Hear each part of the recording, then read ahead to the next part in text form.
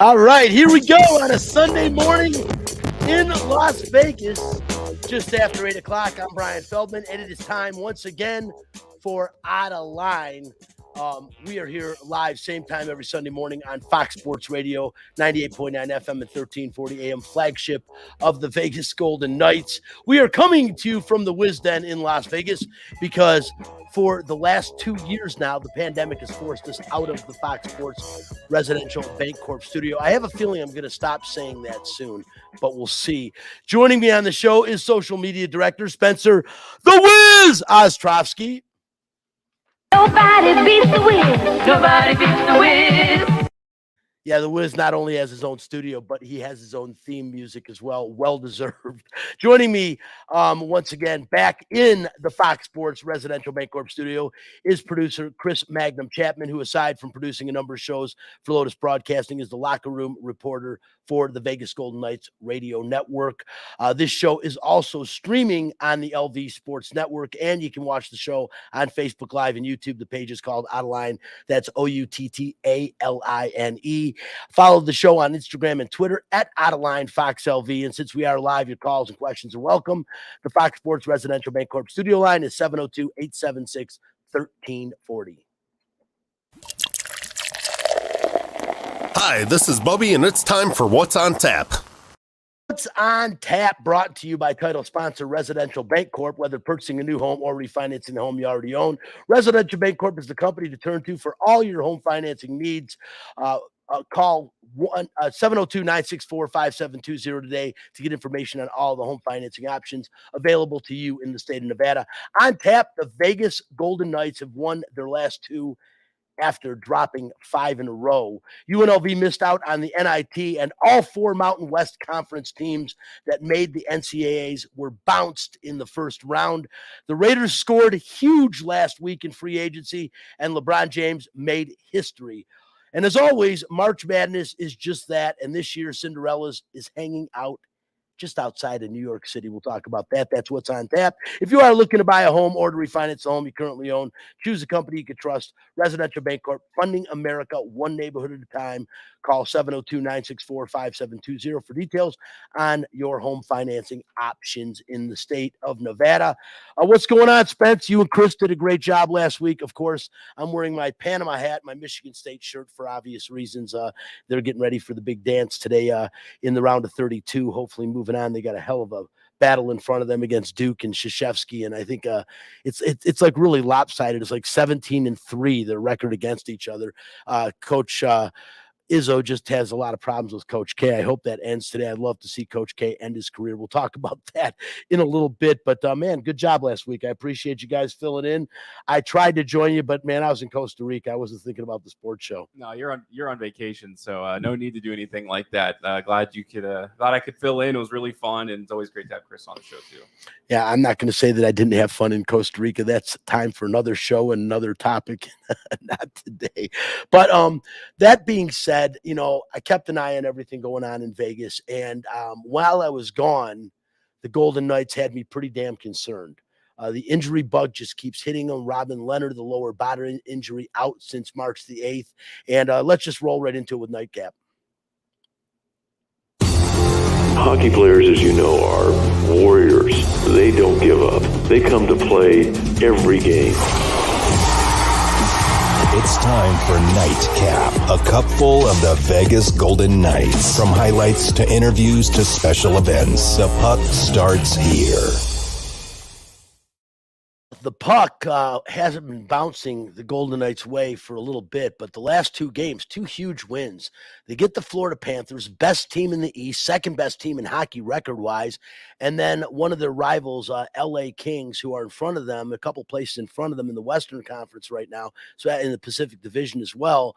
They get a big 5-1 win yesterday, huge win. Logan Thomas, great in goal, gave up 1, and the Golden Knights scored 5. They needed a win like that.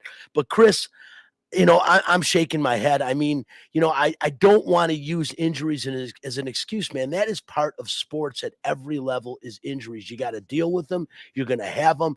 But man, when I saw Eichel block that shot with his hand in the game against Florida, I got scared, what list. And thankfully he was in the lineup last night. He played, but this team has got to get healthy. And if they don't, this is not going to be the year to make a run for the Stanley Cup. Well, yeah, the key is obviously health for the Golden Knights. It's not an excuse, but it is a reality. And you look at the amount of games missed by Mark Stone, by Max Pacioretty, by Alec Martinez.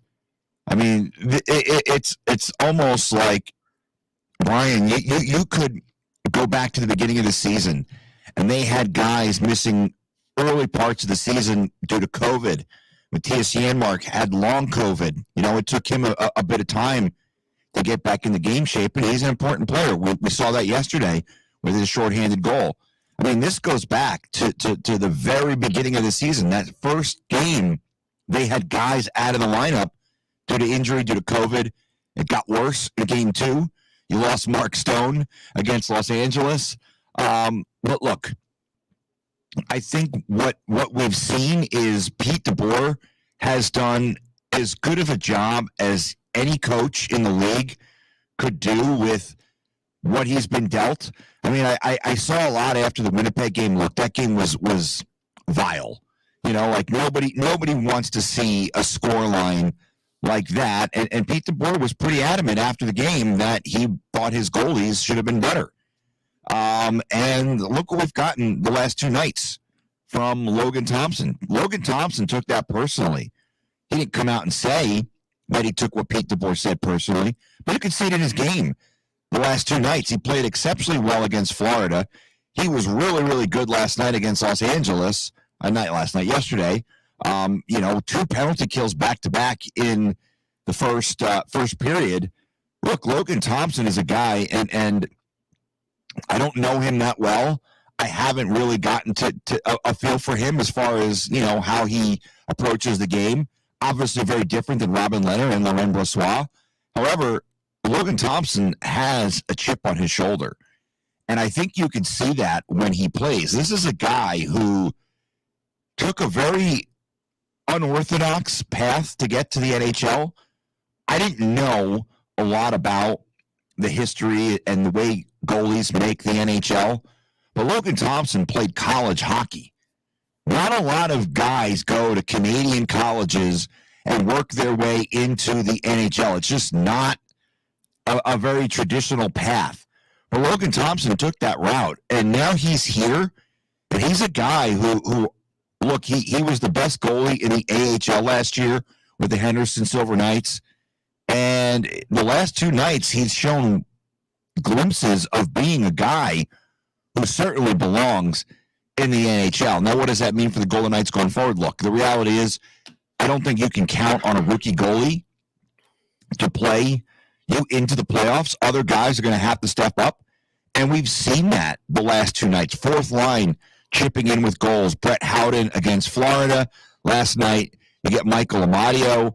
Granted, it was already 4-1. LA had pulled the goalie. They put Cal Peterson back in the game, and the fourth line goes out and scores a goal, which is not something you see all the time. Once the goalie gets pulled and you score an empty netter, generally the game is over, but the Golden Knights did not stop playing. Look, they made up some ground on Los Angeles. Vancouver, I believe, lost last night, so you put some distance between yourself and them. Edmonton did beat New Jersey, I believe, and then Dallas lost to the Islanders. So all in all, the last 2 or 3 days have been really good for the Golden Knights. Obviously, tomorrow is a day that everybody has circled. It's a trade deadline. I went into the Florida game with the mindset that the Golden Knights should be sellers. I think the last 2 games have kind of changed my opinion on that. It maybe shouldn't, and maybe I'm only looking at the last thing I saw and not the general body of work. But I think there's optimism around this franchise that, hey, if we can get into the playoffs and we can get healthy, we're going to be tough to beat. And I don't know if that's accurate. I'd like to hope it is.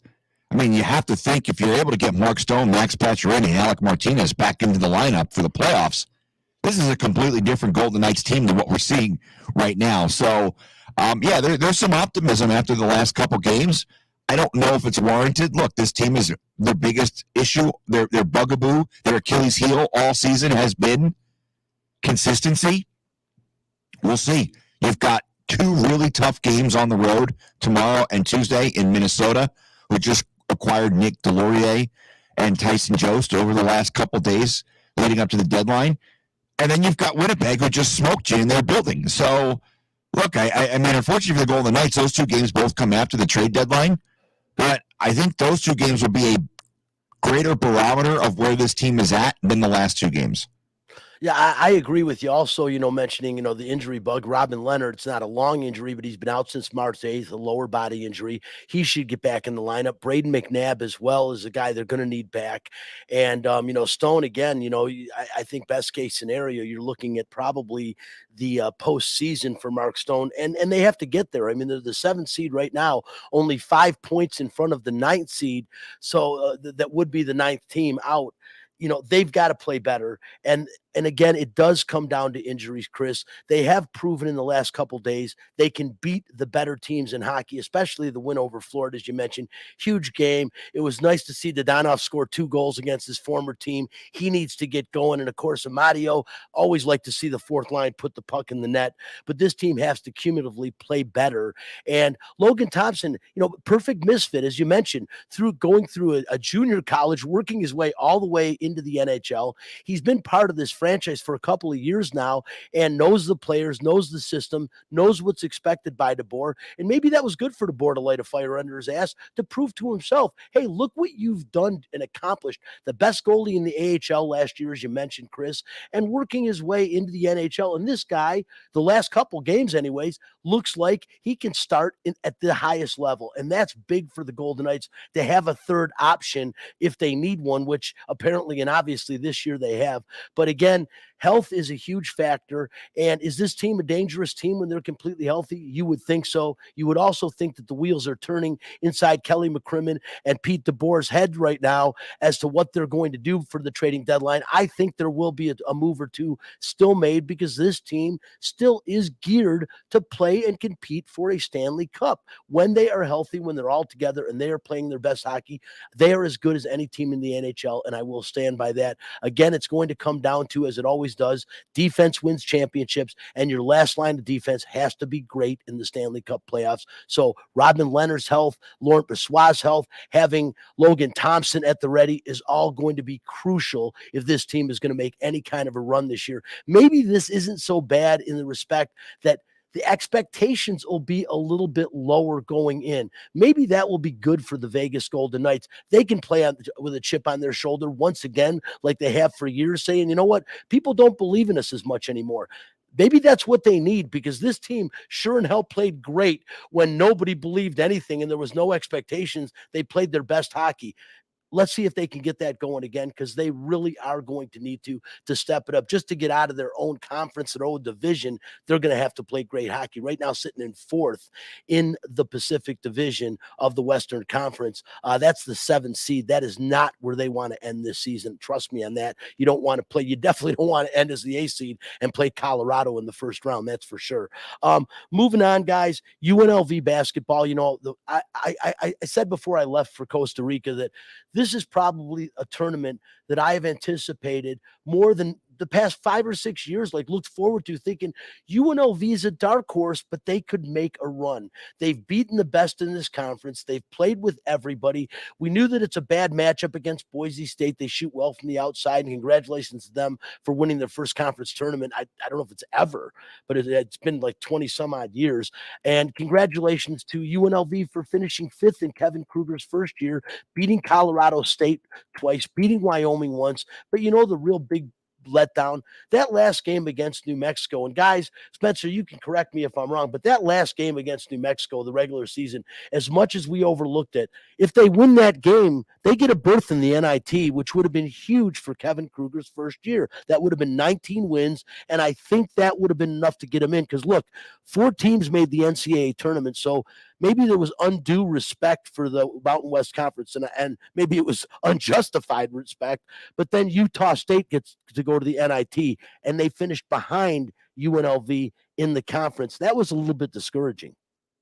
Well, the reality is if they would just had won in the Mountain West Conference tournament too, they would have gone to NIT as well. So, I mean, you can look at a whole list of excuses, and they just didn't come prepared that New Mexico game, which is on Coach Kevin Kruger. It's kind of his first stain on his career, but every coach does. So it's about what you do moving forward. It would have been great to see them there, and they probably would have been decent at NIT. I think better than Utah State, of course, but we'll never know how that kind of thing lines up and who gets to go in and why. So it's kind of just hearsay at this point. But, I talked about it last week when it comes to UNLV basketball. We all came into this season saying we didn't have expectations and that we wouldn't be disappointed. So when they don't make NIT, we can't sit here and say that we are, because that's what we said at the beginning of the season, and that's the reality of the situation. Yeah, no, I'm not so sure they would have made the NIT even had they won a game in the conference tournament, because you have to look at the ripple effect that would have had. First of all, obviously the win against New Mexico, or the game against New Mexico, winning that game probably would have made a difference between them getting an invite to something else. I don't know why they did it, or if they did and they turned it down. We don't know. But had they beaten Wyoming in the Mountain West tournament, Wyoming was probably one of the last 2 or 3 teams in the NCAA tournament, as they were in that play-in 11 versus 11 game against Indiana. So if UNLV beats Wyoming, Wyoming probably doesn't get into the NCAA tournament, meaning Wyoming would have been in the NIT tournament. I still think they'd take Utah State over UNLV just based on the fact that Utah State beat them. They were a lot higher in the power ratings. And, I mean, look, the Utah State clearly was not a very good team. A long cry from the days of Sam Merrill and Lunas Queta, but I think UNLV would have had to make a run to the finals in order to get an invite to the NIT, and unfortunately they lost to Wyoming, and we'll never know. Chris, I disagree. I think if they beat New Mexico and they win that game against Wyoming, both Wyoming and UNLV go to the NIT. I truly believe that's a 20-win season. And that is a 20-win season with a couple of quality wins over the Colorado State team, over Wyoming. That would have been 2 wins over Wyoming. I think that's enough to get them into the NIT, because I don't think you can justify putting Wyoming in the NIT if UNLV beats them twice. Yeah, but I also think that the NIT looked at attendance, and the reality is UNLV fans haven't shown up. So you can't be upset about the team. I mean, and I know you're not. I know Spencer's not. I'm not. But for the fans who were upset that they didn't make the NIT, get off your asses and get out to the Thomas and Mack. This team, they played their asses off this year, and I think Kevin Kruger, who was a member of a very special UNLV team, the best team that we've seen since Tarkanian, he deserves your respect, and he deserves people to show up and support his team. I look, the excuse about the vaccine nonsense, look, you know what? The reality is people weren't showing up to support this team long before that. So throw that out the door. Next year, you have an opportunity to get behind this team early, and they need it. They've earned it. They deserve it. And I think Kevin Kruger's only got one place to go, and that's up. No, I agree. Next year, a little bit tougher. You lose Bryce Hamilton, who was the heart, soul, and embodiment of this Rebels team. He was the culture of this team for one season, and a part of the reason for the turnaround and some exciting games this year. Whether Bryce Hamilton has the goods to play at the next level, I think he does. I think he's a project, but I think we saw enough NBA activity from Bryce Hamilton throughout the course of the season. The high, points leader as far as the average points per game in the Mountain West Conference this season. That was a big thing. And like I said, Kevin Kruger, to me, his biggest accomplishment was keeping Bryce Hamilton at UNLV with all the changes and stuff that went on. And Bryce Hamilton, obviously, we all thought he was going to be gone this year. So that was a huge accomplishment. And it shows that these kids really do like and respect Kevin Kruger. And I hope that respect continues. And I agree with you. I hope it put fans in the seats. But I'll tell you what, if this UNLV team had went 18-15 and Tark was the coach and it was back in the day, they would have gotten to the NIT, Chris. And that's where I agree with you. Seeing a lack of attendance and just the culture's gone. UNLV is not UNLV as we remember it from years ago. And all the committees in the different tournaments, they know that as well. Because again, if this was the old Tark team and they were on the downslide of those championship years, they would have wanted UNLV in the NIT just for prestige alone, another big name school. But that's not what UNLV is anymore. And hopefully that culture can start getting reestablished. And the first thing to reestablish it is for the students to start attending basketball games. Come on, man. Make that student section crazy again. Bring the fans back in, get the community involved. And I don't know that the culture will ever be what it was at one point in time. That may take years, if ever, but it can still be a good college environment. And it starts all with the fans and putting a product on the floor. And Kevin Kruger did that this year. He put a product on the floor. He kind of instituted a new culture of toughness. And man, for the first time in a long time, I saw defense in a lot of games. UNLV actually playing defense, going on the ground for loose balls, making teams play out on the perimeter and not letting them inside. It was a really good season for UNLV as far as what we expected it to be. It was a good season. Enough about that. The Mountain West Conference, I won't go much into that. They got respect this year. 4 teams got a bid, and all 4 teams went out. San Diego State should have won their game. There's no question about that. They had it in the bag and gave it away. Missing a free throw at the end, too, was a killer. But, it's a shame when they finally get some respect and they don't earn it. They don't earn what they got. And that kind of disappointed me. I think it disappointed all Mountain West fans. Listen, Spencer, something I want to talk about. I mentioned about history being made. So go ahead and hit fact this. Fact this. If you don't like the facts, take your ass back to bed. Fact this. Fact. Yesterday, history was made in our nation's capital. And this is what history sounds like. LeBron James to the hoop, and there he is. And then there was one. Kareem Abdul-Jabbar and LeBron James, 1-2 all-time in the NBA scoring list.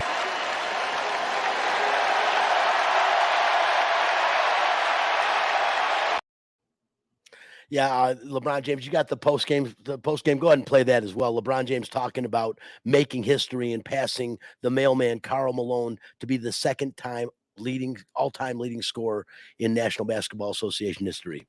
Just to be a part of this league for as many years I've been a part of it, and to be linked with some of the greatest that ever played this game, guys that I've either watched or studied or read about or inspired to be like. Honestly, I always just lost for words for it, and it's an honor for myself, for my hometown, and for my family, my friends to be able to live these moments throughout this journey, and that's exactly what I do it for. I do it for my family, my friends, my hometown, and anybody that's been a part of this journey throughout this run so far. I hope to accomplish that at some point in my career, but I won't think about it too much, and pretty much until we, get there, hopefully. Oh, what he's talking about getting there, hopefully, he's talking about passing Kareem Abdul-Jabbar. He needs 1,441 points, and if he keeps averaging, his career average is 27.1 points a game. If he does that the rest of the season, into next season, about game 54 next year, he will pass Kareem Abdul-Jabbar for the all-time points leader in NBA history. Pretty amazing. He's blown away. He's said 1,441. He's done that every year in his career, except for last year when we had the COVID and, of course, his injury-shortened season. So, it's a hell of an accomplishment. I mean, he needed 20 points. He got 38 last night, a double-double in breaking the record. You got to give him props. It's surprising to me that Karl Malone is the 3rd all-time leading scorer. That's the part where I scratch my head a little bit on. But, Kareem Abdul-Jabbar, one of the greatest ever. I mean, there was nobody like him when he played at UCLA or through the NBA. I mean, he had a shot that was virtually maybe the most unblockable shot in NBA history in that skyhook. I don't know if it was ever blocked. If it was probably from behind. But, the thing is that it's a great accomplishment. He's 37 years old. He's still got gas in the tank. He's proven that this year. I think he's second in the NBA right now in scoring average with almost 30 points a game. So having a hell of a season this year again at 37. But Spencer, put it in perspective. How big of an accomplishment is it to be the second leading scorer and eventually a scorer? I know that's like almost a rhetorical question, but I just don't know why it doesn't feel great to me. Well, it's probably because the Lakers are one of the worst teams in the league this year. 10 games below 500, and they're still in the play-in tournament, which really showcases just how horrible these new play-in tournament rules are. A team 10 games below 500 has a chance to make the playoffs. That's embarrassing. And I think that's been the weird dichotomy of the season. You know, they brought in Russell Westbrook, who's been atrocious. Well, I don't want to be a part of that whole narrative, I guess. But, you know, Westbrook has certainly had his bad moments. And more than anything, everything they traded to get Westbrook on their team just didn't end up being. Use the word, Spencer, atrocious. I like it because I would say that fits. Yeah. Well, it's been a whole lot of issues, not just Russell Westbrook. So I think that's the best way I can say that. Maybe not the best fit for the team just in general. But going back to LeBron James, you know, he's focused on the scoring record. That's been very clear from now on. You know, it seems weird to say that. It's like, oh, is he not contributing to winning? Well, clearly not. But he wants that record. And you know what? He deserves that because if they're not going to make the playoffs this year, or if they sneak in somehow, they're going to get blown out by the Suns in the 8th seed. And that's just the reality of the situation. So he's like, well, if that's going to happen, I might as well just say, you know, who cares about these guys on my team who stink? Let me just do this. So it feels a little sour. I think when it's all said and done, when he retires, I think we'll look back a little more favorably on the whole situation because it's easy to forget these kinds of narratives. When you look back at Michael Jordan's career, do you ever say, oh, he didn't have that many points because of that game where his team wasn't good? No, you don't say that. You just look back and see this is how many points he had at the end. So that's what LeBron, I think, recognizes. The guy's very smart. I don't like LeBron personally, but he's a genius and he knows what's going on. He knows that this season's a train wreck. He's going to jump ship, in my opinion, and he's going to go and try to actually win a championship somewhere. That's how LeBron James goes. He leaves disaster in his wake and he goes to the next team to maybe to squeeze a ring out of that team. So I think that's why everyone's kind of a little weird about it. Well, the other aspect of this is I don't think LeBron James is well liked by a lot of people in America. You know, I personally don't take too much issue with LeBron James, especially what he does off the court. I think a lot of what he does off the court goes kind of underreported, you know, as far as like building school in Akron and, you know, a lot of helping the underprivileged community in Los Angeles. But I think a lot of people don't like LeBron James and some of it for basketball reasons, right? Like I think people are still bitter about the way he spurned the Cleveland Cavaliers to go to Miami and form that super team, despite the fact that he wasn't the first guy to do it, right? I mean, we all remember the Houston Rockets with Hakeem Olajuwon, Charles Barkley, and Clyde Drexler that failed to win an NBA title. So I think a lot of people, for whatever reasons, don't like LeBron James, and I think a lot of it's what Spencer says. Look, the Lakers stink, and there hasn't been a lot of fanfare for that franchise the last 2 years. Look, they won a fluke title, and I'll say that because of the bubble. Or in the bubble, I should say. I don't know if it's because of the bubble, but I mean, it's certainly looking like that was a fluke because Anthony Davis can't stay healthy for more than 5 minutes. But yeah, I think a lot of it has to do with the fact that a lot of people just don't like LeBron and the Lakers aren't very good.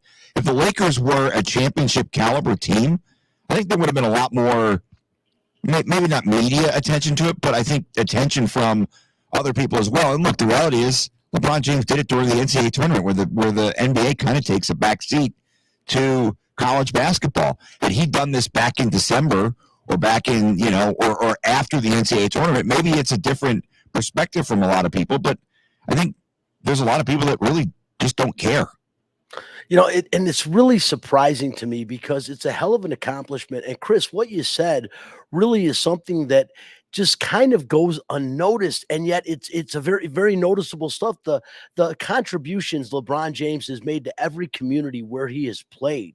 He has always been a spokesman for the community, trying to do the right thing, gives a lot of money to charities and to help the poor, takes up causes, but yet it kind of all goes, like you said, by the wayside. People don't like the fact that he's put together superstar teams wherever he goes. He brings people with him, recruits players. I mean, you know, gets coaches fired. LeBron James is a different animal. And so I think he does lack some of the respect that he should get. But when you talk about the greatest of all time, next year, in all likelihood, he will pass Kareem Abdul-Jabbar for the all-time leading scorer in National Basketball Association history. That has to be taken into account. He'll do it at 38 years old. Kareem played till he was 42. And it's funny, real quick. There's actually a lot of similarities between LeBron James and Kareem Abdul-Jabbar. Now, granted, Kareem played college and was dominant in college, but LeBron was able to go right from high school. We all know that story, but both very socially active in the community, right? Kareem Abdul-Jabbar raising awareness for Muslim athletes. Obviously, a lot of his work for black athletes as well, and not just black athletes, but the black community. The fact that they both won championships in quote unquote small markets, right? Kareem, before Giannis, the Greek Freak, was the only player to ever win a title for the Milwaukee Bucks, right? Like, he led the Milwaukee Bucks to an NBA title back in the 70s before he left and went to the Lakers and became one of the all-time greats. I mean, he was already great when he was in Milwaukee. LeBron, already great when he was in Cleveland, wins a title with the Cavaliers, goes to the Lakers. I think there's a lot of parallels. Like, look, they play obviously different styles, they play different positions, but when you look at some of the similarities between the two of them, there's actually some parallels. And look, and I don't know for a fact because I wasn't alive, but I've heard that there was a lot of, I don't want to say white America, but there were a lot of people who weren't fans of Kareem Abdul-Jabbar because of the fact that he had a voice, much like there were a lot of people that were not fans of LeBron or of Muhammad Ali because he spoke out. He was very vocal about his opposition to Vietnam. So I think there is a lot of parallels between the two. And look, if LeBron James passes him, it's a tremendous accomplishment. I mean, to be the all-time leading scorer in the NBA, I mean, it's funny because you look at the three-point records, and I can't remember exactly what the number is, but like Steph Curry made more three-pointers in one season than Larry Bird made in his entire career. So it's funny how some statistics fall, but regardless of that, to be the all-time leading scorer in the NBA is an unbelievable accomplishment. Yeah, it can't go. It really can't go unnoticed. It's really amazing. And the thing is, guys, he's doing it while he's still at the top of his game. I understand he's 37 years old, but he's the second leading scorer in the league this year on a bad basketball team, averaging 30 points a game, just under 30 points a game. So most guys, when they're breaking the record or they're setting records, it's at the tail end of their career. They're barely doing it. They're adding a few more numbers to their stats. LeBron is still piling on the points. And that is something that you've got to say. Like I said, 37, not slowing down at all this year, looks healthy and great. What's to say he can't have another 2, 3, 4 more great years? Look at Brady coming back again, which is a story for another show. But the question's going to be, is the greatest of all time? And Chris, you mentioned Michael Jordan. I mean, he was revered off the court. The Space Jam movie, when he came back to basketball after leaving for 2 years for baseball, which is still a story that has never really been expounded on, why he left basketball, saying he wanted to go spend time with his family after his father was murdered.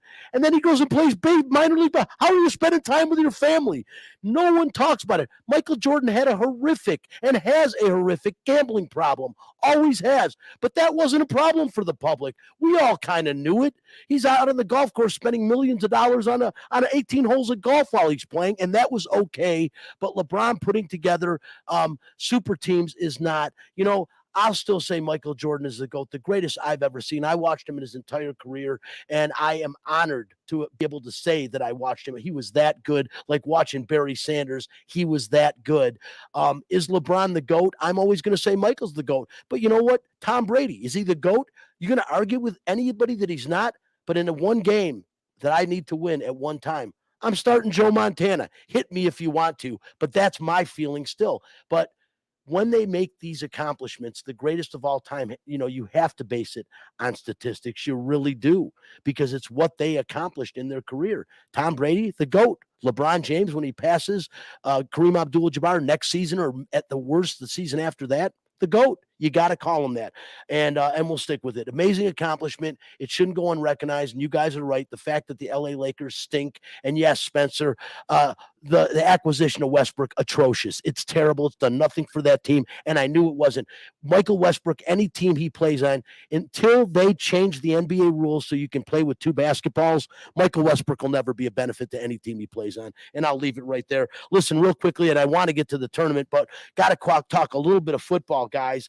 The Raiders, huge deal last week, getting Devontae Adams, arguably now one of the best receiving cores in football. When you take Wes Welker, I almost called Renfro Wes Welker, who plays a lot like him. But when you take Renfro and Darren Waller and now Devontae Adams, wow, what a receiving core. You still got a really good running game with this team, too, with Jacobs. I don't think there's excuses. This is the year we're going to need to see Derek Carr graduate into that upper echelon quarterback because he has all the tools around him now. Offensive line is pretty damn good too. I'll bet they work on shoring that up a little bit in this offseason. The defense, we all know how improved they are, man. Max Crosby turning out to be one of the best edge pass rushers in the NFL. Perryman comes over as an afterthought from Carolina last year and turns out to be a Pro Bowler. Acquisitions this year. Spencer, as a Raiders fan, you've kind of got to be in heaven right now. It's been since 2002, 2003 when Tim Brown and Jerry Rice were at the helm for the receiver position, and since then it has been a slew of just dudes. Michael Crabtree was okay, but then I think of old Jordy Nelson. I think of Rod Streeters. I mean, I can give you a list of some of the most obscure names you've ever heard at the receiver position, and that was wide receiver one for the Raiders for a long time. Jacoby Ford, Demarius. I mean, I'm telling you, I have been through it. I have the worst football knowledge when it comes to horrible football teams because that's what the Raiders were for most of my life. Now, I'm not saying this makes them Super Bowl contenders, but obviously, the one thing I'm worried about here is that they're going to give Derek Carr an extension before the season starts. But here's what I say. You got him for this year, and he's not going to hold out. He's with his buddy, right? I know he wants that contract. Of course he does. He's got a family, and so does everyone else who wants it. Anybody who has a job wants money, right? But I don't think he's going to hold out, and then I don't think he's going to make a fuss about it. He's got this year to prove it because he's got to be really, really good this year, or else they got to cut ties with him because this is he's got a good running back. He's got two good wide receivers and one of the best tight ends in the game. There are no more excuses. And, I'm not the greatest Derek Carr fan in the world, but, everyone says if he just has the weapons, he'll be an MVP or he'll be this like amazing Super Bowl quarterback. Well, this is the year to do it. Now, the only problem is if he does have a great year, let's say he wins MVP because, he has the capability. Oh, my God. Wait a minute. I'm going to clear my ears out. You talk about Derek Carr and MVP. He almost won it 1 year, so we can already say that.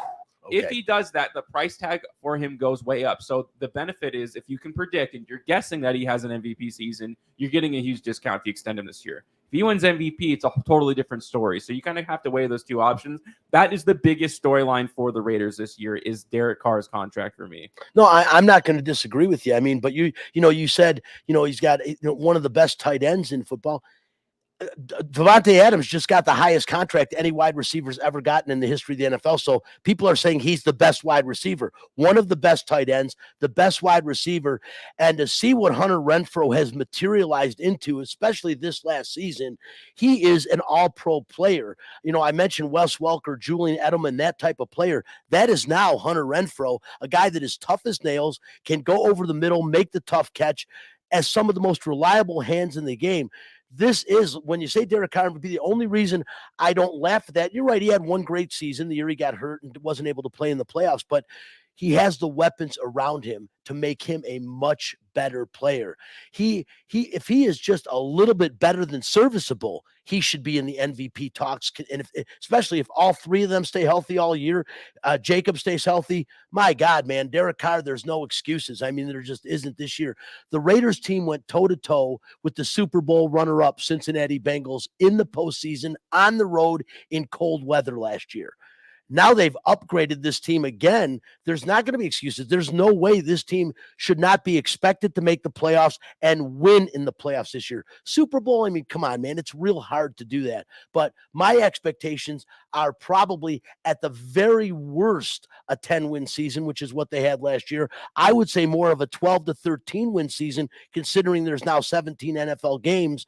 And this team should make a run and should be considered a team that would not be surprised if they went all the way next year. And I can't even believe I'm saying that, looking back on the defensive structure of this Raiders team over the past couple of years. But wow, what an improved team. It's going to be interesting to see what the new coaching regime does with this team and how they're able to put them together with this year. I'm definitely excited to see that. Talk about contract extensions. Matthew Stafford, man, winning the Super Bowl. They forgot all about the many bad passes he made in Detroit and even last year for the Rams. Hey, they won the Super Bowl, a 4-year, $160 million extension for Matthew Stafford, a deal that includes $135 million guaranteed. Hey, he's doing commercials with Lily on AT&T now. I love Matthew Stafford. I'm very happy for him. Am I going to say this is like too much? When I see that Kirk Cousins is going to make $45 million this year, to me, and what Deshaun Watson just got, nothing is too much. It's a fair contract for Matthew Stafford. Smart move by the Rams. And hey, they are set to repeat, especially because we know Aaron Donald's not really going to retire. I hear the negotiations are going really well. Very soon you will see Aaron Donald as the highest defensive plate player, maybe the highest paid player in the National Football League. The Rams will do whatever it takes to keep him. And they're making moves, man. They got rid of Robert Woods. You heard that. I mean, he tore his MCL last year I think it was like in early November, and he was out for the season. Rams traded him for like a 6th-round pick in 2023. But we'll see. He should be the second option for the Tennessee Titans, which is where he went. They got rid of Julio Jones. So that'll be a good fit for Robert Woods. But the Rams have made some other moves. They're going to be just fine. Well, they got Allen Robinson. Yeah. So, I mean, Yep. that's just, they still want Odell Beckham. I mean, we talk about how much help does someone need? And that's like the big sports adage that everybody talks about. Well, I think this is the apex of that. I mean, how much help do the Rams need, and where do they get this money from? It just feels like they printed. It's like they give out IOUs or something like that. They have an infinite salary cap. I don't get it. Well, there's a $208.8 million NFL salary cap per team. You're right, Spencer. You hear $160 million. I mean, that's just about it. So, but that's over over 5 years, but still pretty surprising. The biggest shocker of the week, obviously, the Cleveland Browns signing Deshaun Watson, $230 million over 5 years. The new deal with the Browns will be the most guaranteed money at signing of any player in NFL history. Over 5 years, all of which is guaranteed. I'm sick to my stomach over that. I'm not even going to expound on it. I don't even want to hear opinions on it. I'm sick to my stomach over it. I really am, especially with everything that's been out there on Deshaun Watson. It blows my mind. It really does. The Browns also trying really hard to sign Jadeveon Clowney, which I think is a huge move for them. He's had a couple of really big years there. They got him to sign a 1-year contract extension last year, but they're working on trying to get a few years out of maybe a 2 or 3 year deal, and that's in the works right now. And like I mentioned earlier, the most disgusting thing all week to me was Kirk Cousins, like a $35 million to play 1 more year. I mean, are you kidding me? At best, the Vikings will win 8 games next year, and I don't think they'll win that many. I'm looking at more like 6 or 7. I mean, for 45, 35 for Kirk Cousins. Now, granted, he's a Michigan State alum. I should be talking higher about him. Dude, the guy is maybe a drop above average. He throws a decent pass. His career is the recipient of the fact that he got drafted behind RG3, who had a terrible knee injury in his rookie year, which gave Kirk Cousins his opportunity. He has made the most of an opportunity as much as any NFL player I can ever think of, other than maybe Kurt Warner. But Kurt Warner was great. Kirk Cousins is not. I'll leave it at that. Let's get over to the NCAA, man. We talked about all 4 of the Mountain West teams getting bounced in the first round, but Cinderella alive and well again, man. This St. Peter's team, how much fun are they to watch? They're, I guess, like a couple miles outside of New York City. Chris, you're from the East Coast. I don't know if you'd ever heard of St. Peter's before, but I'll tell you what, man, this is a great story. This guy, Shaheen Holloway, he's been there for 3 years, kind of soft-spoken. No Mid-American Athletic Conference team has ever made the Sweet 16 before. We've had 2 number 2s make the Sweet 16 in the last 2 years, which is bizarre. It shows you just how cool this tournament is. But wow, St. Peter's, Chris, I got to be honest with you. Before the tournament, never heard of the place. Well, the funny thing is I know the school quite well, actually. My father is from Jersey City, so he grew up about 5 minutes from the campus there. And my mom worked at Lakewood High School, which is a small town in New Jersey. And when I was a kid, the star player from Lakewood High School, Randy Holmes, went to St. Peter's and led them to the NCAA tournament back in 1995. They beat the Manhattan Jaspers, who were coached by Fran Fraschilla at the time, to make the NCAA tournament. So yeah, I've gone to games on their campus. It was like a high school gym. It probably still is. It's been a long time since I've been there, but Shaheen Holloway was a star at St. Patrick's High School in Elizabeth, New Jersey, back when I was in high school. In fact, I think we're very close to the same age. He played in the McDonald's All-American game with Kobe Bryant and actually won the MVP of the McDonald's All-American game that year. St. Patrick's, I don't think exists anymore, but Shaheen Holloway he was born in Queens, I think, but played his high school ball in New Jersey, went to Seton Hall, and actually was the point guard on the team the last time the Pirates made the Sweet 16, which was back, I believe, in 2000, 2001, right around that time. So for me, it's unbelievably exciting. The St. Peter's beat my local college, Monmouth University, last week to win the MAAC tournament. You know, the MAC MAAC, they've got a little bit of tradition of pulling off upsets. Sienna's won games in the NCAA tournament. Iona, I believe, won a game in the NCAA tournament. For St. Peter's, obviously, their first wins, plural now, in the NCAA tournament. They won the I don't know if it was the CBI or CT, whatever the hell it's called. They won one of those things a couple of years ago in 2017. So they've got a little bit of tradition. But to me, the best part was Shaheen Holloway being asked last night if his kids were intimidated going up against big bodies. And he kind of laughed and said, look, I got kids from New York and New Jersey. They're not intimidated by anybody. We're the ones who push people around. And I got a real kick out of that because obviously being from New Jersey, being quite familiar with Jersey City, which is not a very nice area, that whole Jersey City, Newark, Irvington, pretty rough part of New Jersey. And, you know, to have kids from those neighborhoods being on that roster and making this run, you know, the funny thing is Jersey City, long basketball tradition. Bob Hurley Sr. was the high school coach at St. Anthony's, which for many years was one of the preeminent programs in America. Both his kids, Bobby and Danny, now coaching. Danny at UConn, Bobby at Arizona State. They both played at St. Anthony's, so they're Jersey City kids as well. So it's just a really great story, and I'm so happy that Jersey City's getting some love because it's funny. It's a city where there's some serious wealth. It's right across the Hudson River from New York, and obviously a lot of people who work in New York live in Jersey City in these beautiful high rises. But when you get into the city itself, it's a pretty tough town, and it's just so cool to see this city, a city I spent so much time in when I was a kid, get the love that they're getting. And I don't care if they lose by 30 points in the next round. It's an unbelievable story. Like I told someone last night, I don't remember who Buster Douglas lost to after he beat Mike Tyson, but I remember that Buster Douglas knocked out Mike Tyson, and everybody who watches the NCAA tournament will forever remember the name of St. Peter's from now on. Oh, I agree. I think it's a great story. I don't think it's just people on the East Coast and in New York that are excited. I think the entire country's excited when you see a Cinderella like this. They win their conference tournament. Only way this team's getting in. I mean, it's an 11-loss team, 21-11 now. They were 19-11 when they started the tournament. Excuse me.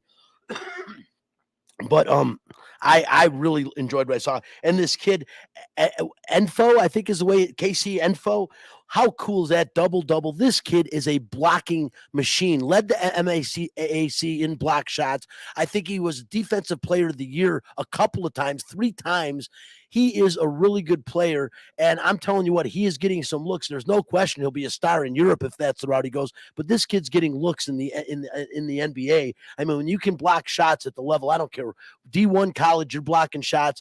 You just beat Kentucky. Murray State, the longest winning streak in the NCAA at 21 games coming in. And what's ironic is even though they only have those 21 wins, now St. Peter's has won 9 straight, and they are actually have the longest winning streak in Division I basketball right now, which is pretty damn cool. You knock off Murray State, who, like I said, 21 straight wins. Now you're on that bugaboo seat. It's going to be real tough, no matter who they play, whether it's going to be Purdue or Texas. That is going to be a real tough game, especially after a week to cool off and come back to reality. But the bottom line is this team has proved they can play with anybody in the country. And you're right, Chris. Lightning struck when they beat Kentucky. Murray State was a bonus of just beating Kentucky and Calipari in one of the richest basketball traditions in the history of the sport. Pretty damn cool, and I love to see Cinderella. Another team that's considered kind of a Cinderella, but this team could win a national title out of the 9-hole, and that is the North Carolina Tar Heels. They really ended their season playing really good basketball. To go into Cameron and beat Duke in Krzyzewski's last game there, I mean, that was not an easy task. And this team really, it seemed like they gained a lot of confidence with that, took that into the ACC tournament, and now to knock off the defending champion. Granted, Baylor's not the team they were last year, but they're still one of the best teams in the country, very well coached, and not a lot of people expected North Carolina to win this game. They did. They look really good doing it. And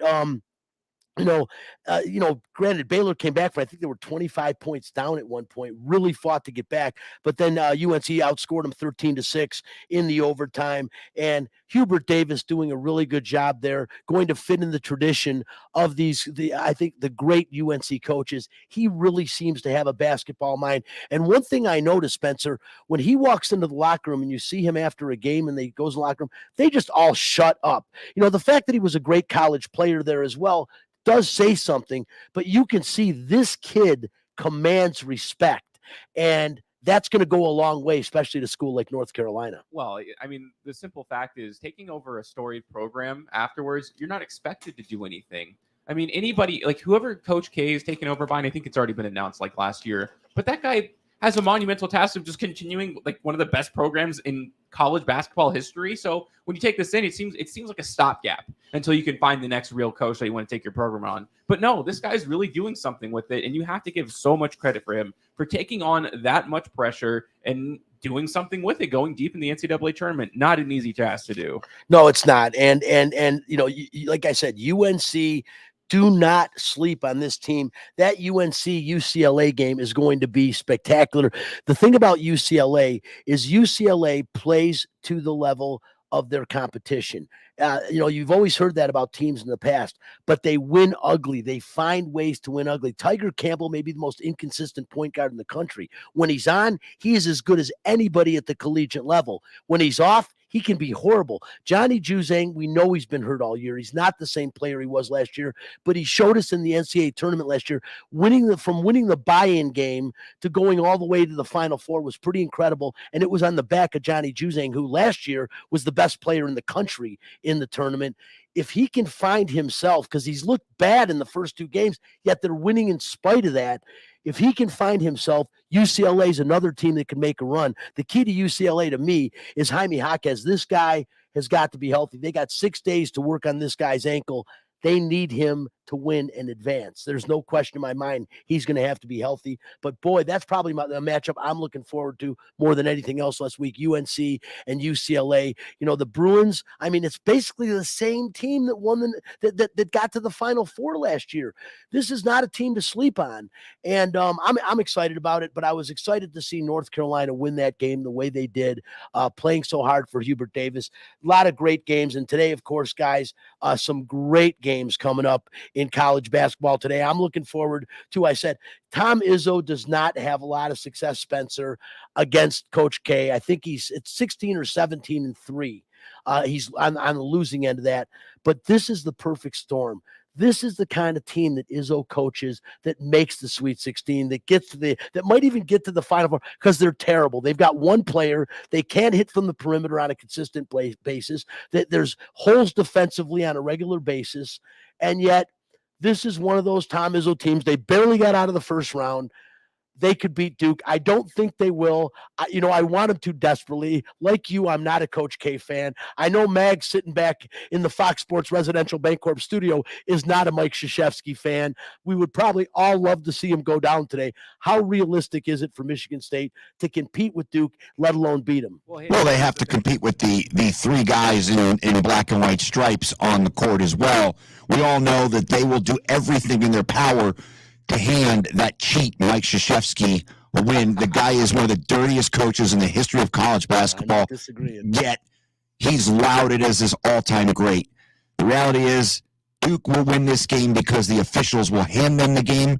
It's just the way it is. Duke will find a way to make it to the Final Four, despite the fact that they're probably not as good as some other teams. But some of the better teams have lost as well. So that's always an advantage for Duke. Look, I hope that Tom Izzo does the world a favor and ends the career of Mike Krzyzewski. I sound like a wrestling promo, right? End the career of Mike Krzyzewski. Look, I think America is united outside of Durham, North Carolina. We're all Sparty today, Brian. I sure hope so. And, real quickly, we're just about out of time. Another really intriguing matchup is Houston, Illinois. Should be a great game. And how about TJ Otzelberger gets the Iowa State Cyclones, who, to me, I've said they're a house of cards all year. They were playing badly at the end of the year, but they find a way to win the first round out of the 11 hole.